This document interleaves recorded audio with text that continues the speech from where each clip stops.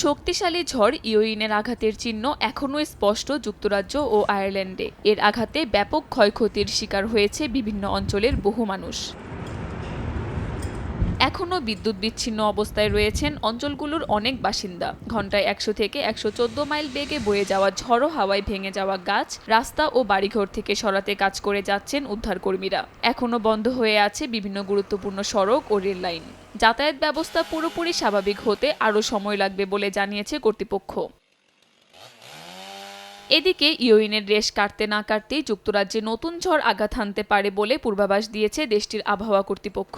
এরই মধ্যে দেখা দিয়েছে প্রচণ্ড ঝোড়ো হাওয়া। অঞ্চল জুড়ে হলুদ সতর্কবার্তা জারি করেছে আবহাওয়া দফতর।